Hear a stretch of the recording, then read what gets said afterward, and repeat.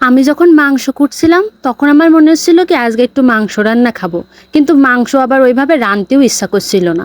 তাই অল্প একটু মাংস নিয়ে আজকে একটা চিকেন দো পেঁয়াজের শর্ট ভার্সন করব। তা তোমরা দেখতে থাকো কিরম করে করি।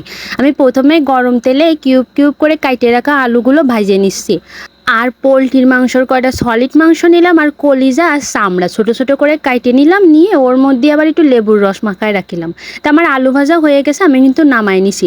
আর মশলার জন্য এখানে নিছি পেঁয়াজ, কয়টা রসুন থেতো করা, আর 4-5টা কাঁচা ঝাল, আর একটু আদা বাটা, বুঝছো। দো পেঁয়াজা বানাতে গেলে কিন্তু অবশ্যই পেঁয়াজগুলো গোটা গোটা করে কেটে নিতে হয়, কিন্তু আমার আগেরতেই পেঁয়াজ কাটা হয়ে গেল। তা আমি এর মধ্যে পরিমাণ মতো লবণ আর পরিমাণ মতন হলুদ দিয়ে হালকা একটু ভাজিয়ে নিচ্ছি। এবার যে একটু ভাজা ভাজা হয়ে আসবে তখন এর মধ্যে দিয়ে দেবো সেই আদা বাটাটা, কিন্তু সেটা আমার ভিডিও স্কিপ হয়ে গেছে। তারপরে সেই লেবুর রস মাখানো মাংসটা এর মধ্যে ঢালে দিছি, দিয়ে একটু নাড়ানাড়ি করে নিছি। আর দিয়ে নিছি হচ্ছে 2 চামচ মতন মিট মশলা, আর কিছুই কিন্তু দেইনি।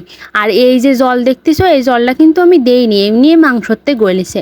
ও, আমি কিন্তু একটা কথা বলতে ভুলে গেছি, চিকেন দো পেঁয়াজাতে কিন্তু অবশ্যই অল্প একটু চিনি দিতে হয়, না হলে স্বাদটা ব্যালেন্স হয় না। তো সেটাও আমি দিলাম, কিন্তু স্কিপ হয়ে গেছে। পরে আবার কষানো হয়ে গেলে আমি একটু জল ঢেলে দিলাম, দিয়ে কিন্তু সেই জলটা আবার শুকোয়েই নিছি।